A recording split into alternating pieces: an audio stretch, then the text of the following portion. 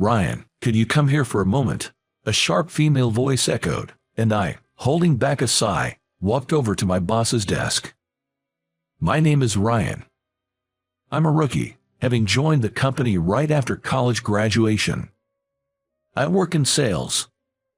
I really wanted to be in the IT department where I could work in silence, but my request didn't go through, so here I am. The one who called me just now was my boss, Sarah. Though she's my boss, she's only 23, a year younger than me. But she's been with the company since she was 18, a true veteran. She's competent and well respected in the company, handling everything with ease. She not only does her job impeccably but covers for her subordinates' mistakes as well. She's such an ideal boss that she's got a fan club in the company. However, for some reason, she's particularly tough on me, and I frequently find myself being lectured. It's true I'm new, but I also tend to make a lot of mistakes. I was especially bad at speaking, and I even misspoke when I was helping the sales visits. I don't have many friends or a girlfriend in my personal life. It's not like I can become a smooth talker overnight. If I had to make an excuse, it's not just my poor conversational skills that's the reason I don't have a girlfriend. I have a lot of sisters. One older and two younger. Moreover, with my dad always out of town for work, it's all women at home besides me. With that setup, I kinda wanted some distance from the female species, and as a result, my age equals my years without a girlfriend. Well, I didn't get along with female friends either, so I guess I really am prone to misspeaking. Probably, that's the reason for being called out today. Ryan, what was with your comments in the meeting earlier? I expected your input, but you just stayed silent. It's problematic. Oops, my mistake. It seems the issue wasn't what I said, but rather what I didn't say. I did try my best to think of a response, but I was so focused on thinking that I ended up not saying anything. I only muttered a few words during the meeting, so her criticism might be justified. Sarah is petite and shorter than me. Her medium-length hair swayed as she looked up at me. Sarah is my boss, but she speaks politely to everyone, given her young age. But her voice was stern. I'm sorry. Meetings are also for sharing opinions, you know. Do you get that? Without me, it seems like these meetings can't happen. You're such a klutz, Ryan. When you embarrass yourself, it reflects poorly on the company. I'll make sure to train you properly. After that, Sarah started giving me more tasks. Sure, they were educational. But it was mostly easy stuff like carrying things and getting coffee. More like, I became Sarah's personal assistant. I definitely felt used. To others, it might seem enviable to be working so closely with the company's star, but I didn't feel that way at all. I mean, every day, as I assisted her on sales calls, I'd hear things like, "Sales isn't for you yet, klutz." Then, one day, Sarah took me to greet a client located a bit far away. The greeting was quick, and since the company was quite a distance away, we were supposed to head straight home afterward.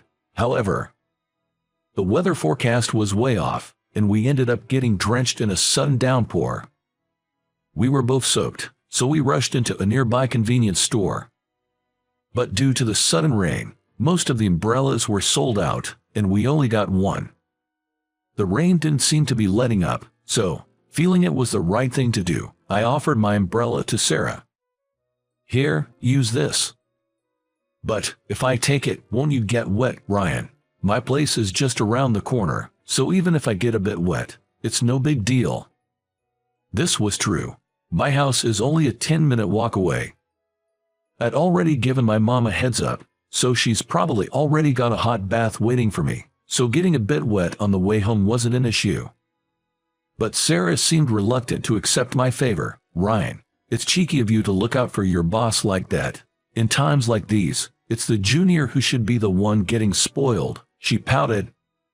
But Sarah, your clothes, they're kinda see-through. Taking the subway looking like that might not be a great idea. I wasn't trying to tease her.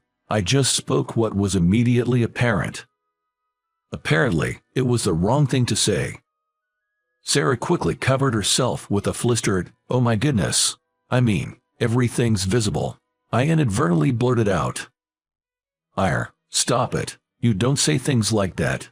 This is why you're such a klutz." Sarah seemed really embarrassed. This was tricky.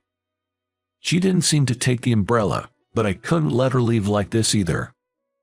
I was wondering what to do when, achoo, Sarah sneezed. She was dressed rather lightly and looked cold. I wanted to head home too, so on a whim, I asked, "Want to come to my place?" Her face turned a deeper shade of red. Could she be running a fever? "What, your place, Ryan?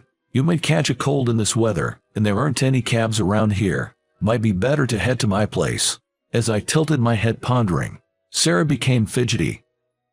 She kept glancing at me and said, her cheeks flushed, "I mean, sure, but why is she acting so nervous? Is she cold? Or maybe worried about a change of clothes?" True, it wouldn't be appropriate to lend her mine. I might have overlooked that. "Don't worry, I have sisters at home. They can lend you something." "You have sisters?" "Yay, one's in elementary school and the other's in middle school. Oh, and I have an older sister too." With this, Sarah seemed to finally understand. But suddenly she seemed flustered. "I mean, just because you're Ryan doesn't mean you don't have any ulterior motives, right?" "Ulterior motives? Never mind. Please just take me to your place." I still didn't get what she was getting at, but if she was okay with it, I decided to head home with Sarah. Since we had just the one umbrella, we had to share. Luckily, Sarah's petite size made it easier. Upon reaching home, my younger sisters greeted us. Usually, only the youngest is around, but with a guest over, my middle school-aged sister was present too. My older sister seemed to be still at work. I had already informed Mom, so she came out shortly after. "Sorry for the noisy household. I'm the one who should apologize for barging in like this." "Oh, don't mention it. Such a sweet girl you are. Come on in." As Sarah was politely greeting everyone, my younger sisters started making a ruckus. It's hardly ever quiet in this house, I swear. "Big bro brought a friend." "Nope, she's his girlfriend." "Both wrong. Come on, show her to the bathroom." The sisters got it all mixed up, so I asked them to guide Sarah, and I escaped to the living room. Mom teased me while preparing dinner. "She's a well-mannered and cute girl. It's rare for you to bring someone home, isn't it? Is there no place for me to hide?" I wished I could just lock myself in my room, but we have a guest, so I couldn't. "She's not what you think. She's my boss, okay? Sure. I made such exchanges while helping out.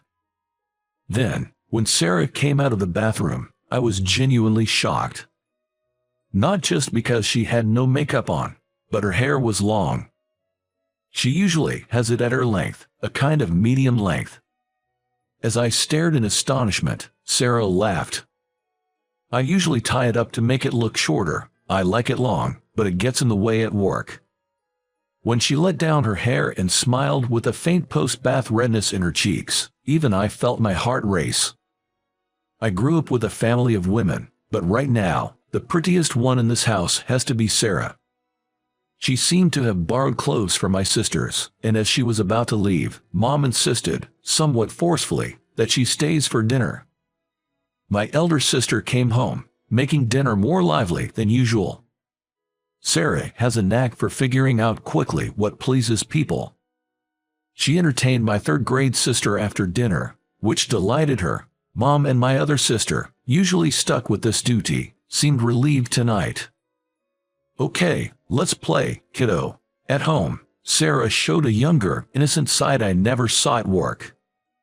It reminded me that, of course, she's younger than me. From this, I could gather how much pressure she must be under at work. When my sister became sleepy, Sarah tried to take her leave. But don't underestimate the desires of elementary school children. "Don't go." "What? No, I want to sleep with you, my sister pleaded. Mom tried to reprimand her. Now, don't bother our guest, but she was relentless. I sneaked a glance at the calendar. Luckily, tomorrow's a day off. I thought I'd drive Sarah home after my sister slept, but somehow she ended up staying overnight.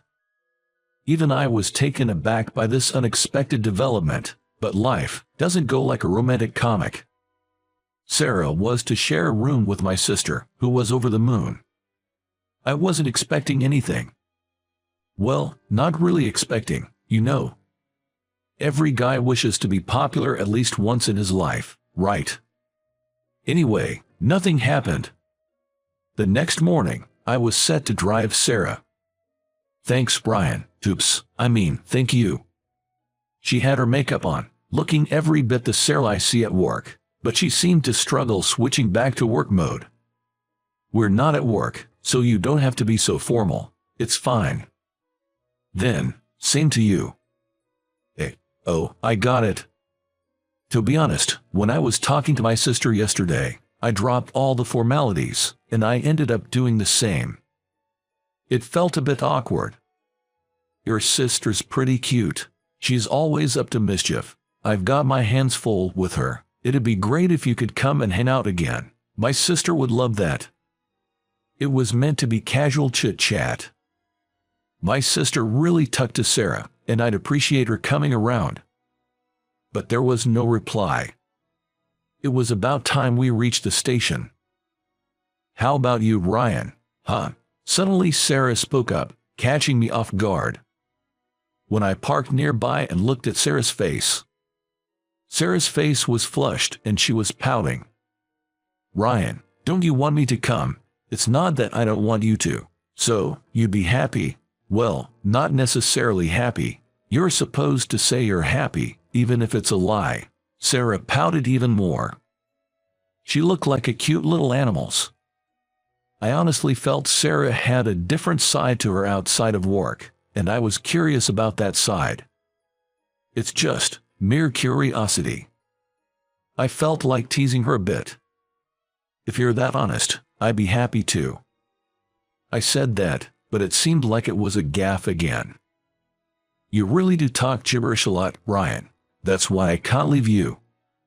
Even so, Sarah said with a cheerful laugh. I'm going to keep a close eye on you in return for your sister. Could you give me a break and be nice?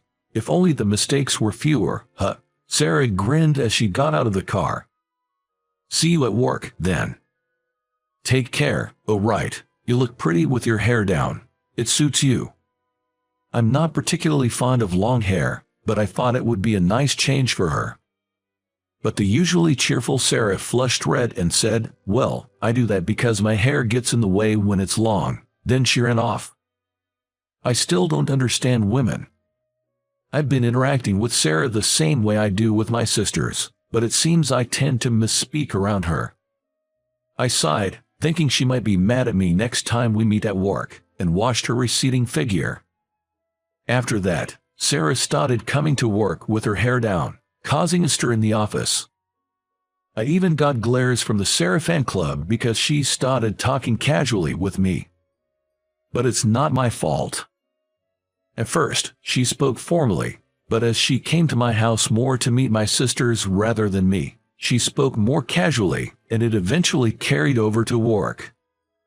As she is my boss, it doesn't bother me. In fact, I find it easier to talk with her this way. For my sisters, I've seen a lot of unexpected sides of Sarah.